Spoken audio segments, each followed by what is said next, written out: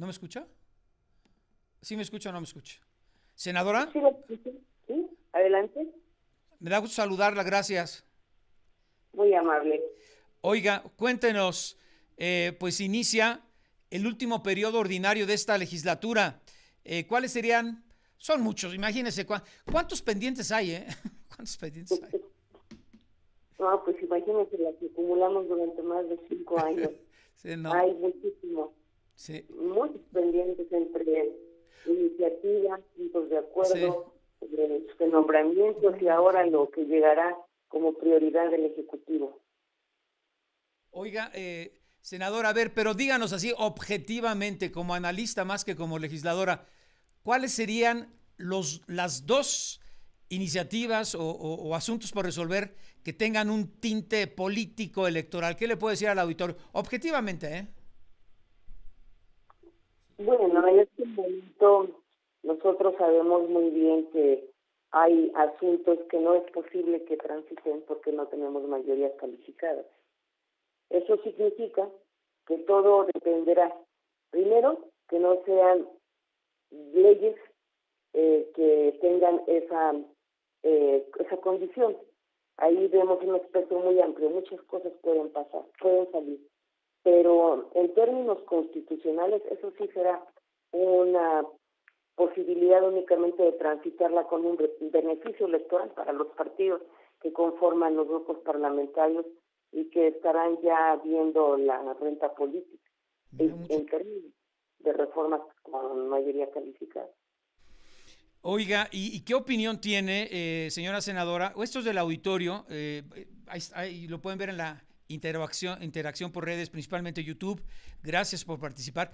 Le dicen, por favor, pregúntale a la señora senadora, presidenta de la mesa, sobre este juicio político que piensan iniciar contra el ministro Alberto Pérez Dayán. ¿Cuál sería su opinión? Interesante, ¿eh? Creo que estamos viviendo en México momentos muy importantes porque las grandes transformaciones tienen que tocar aquello que fue intocable. Nosotros estamos frente a un poder que fue absolutamente conservador y sigue siendo. El poder judicial se ha convertido en un poder que se niega a la transformación, que no es capaz de reconocer sus errores, que no acepta la crítica ni es autocrítico, y una institución que no acepta la crítica o no es crítico para mejorar, es una institución que con el paso del tiempo se vuelve obsoleta y se vuelve inútil para el Estado. El Poder Judicial lo representan todos estos hombres y esas mujeres que se han formado durante todos estos años bajo esa forma de pensar.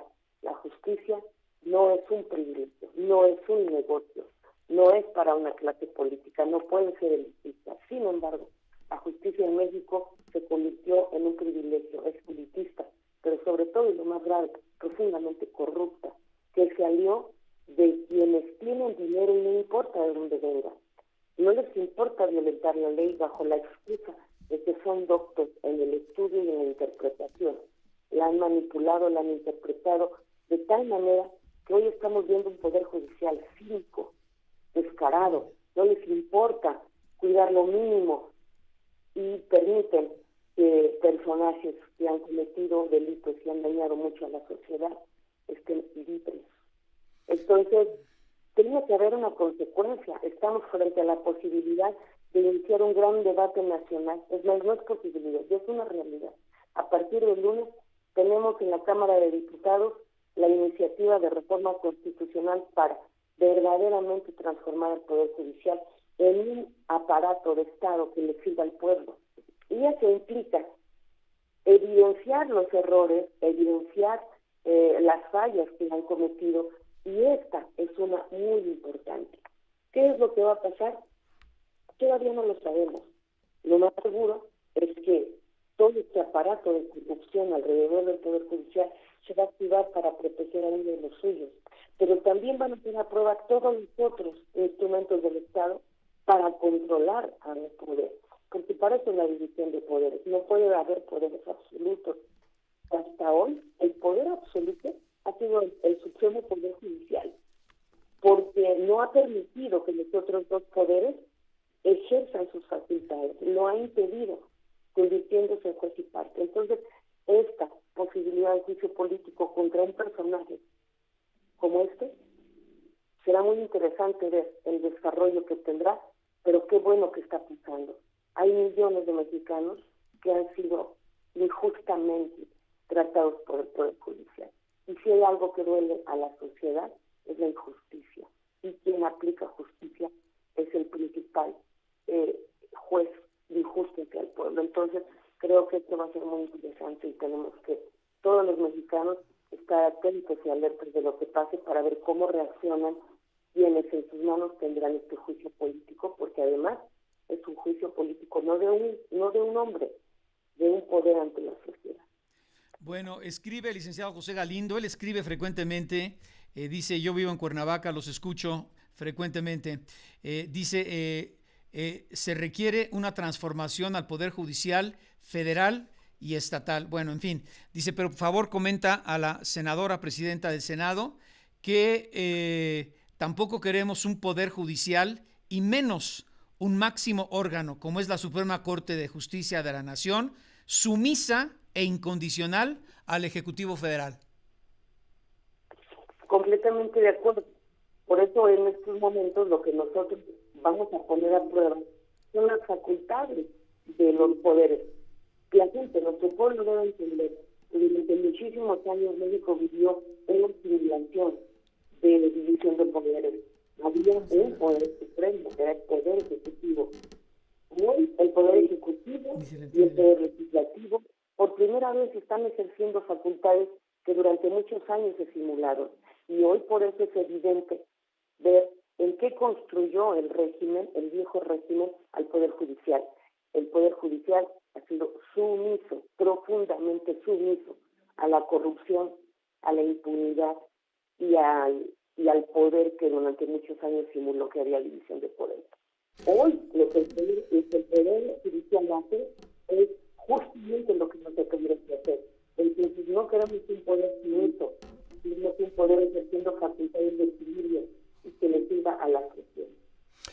Senadora, pero bueno, como decía el abogado Francisco Bourgoin, ahorita ya en la Corte son 8-3, ¿eh? 8-3, 3 incondicionales contra 8 independientes. Es muy delicado ya como está.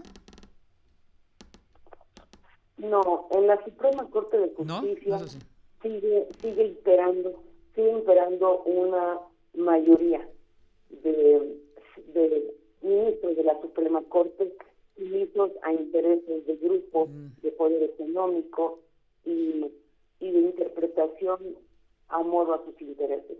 No tenemos aún una Suprema Corte de Justicia construida con los cimientos y valores que requiere una república con división de poderes y con poderes autónomos, pero infinito y profundamente ligados a la justicia y al pueblo. Eso aún no lo tenemos, aunque hayan emanado en este nuevo régimen. Bien, señora senadora, bueno, pues alguna reflexión en relación a este inicio del último periodo ordinario de la actual legislatura. Sí, el día de ayer hacía una reflexión con mis compañeros y les decía, no es el fin de una legislatura. Esta legislatura va a concluir sus actividades con la continuidad de lo que dejará en la mesa para la legislatura que viene, como nunca. Una legislatura va a tener más de 10 iniciativas prioritarias de reformas constitucionales con profundas transformaciones para el país. Qué manera de terminar tan interesante. Va a ser una discusión grande, amplia, plural, democrática, pero además frente a un proceso electoral donde obligará a todos los grupos parlamentarios a definir sus posturas con razones y argumentos. Le agradezco a Dios y a la vida que me haya permitido presidir el Senado en este momento tan importante de la historia que dejará a la siguiente legislatura todo lo que nosotros habremos avanzado. Por lo tanto, no termina, inicia. Señora senadora, presidenta de la mesa directiva de la Cámara Alta, Ana Lilia Rivera, muchas gracias por su tiempo, legisladora. Muchas gracias a todos. Un abrazo. Que en tu muro no todos sean celos.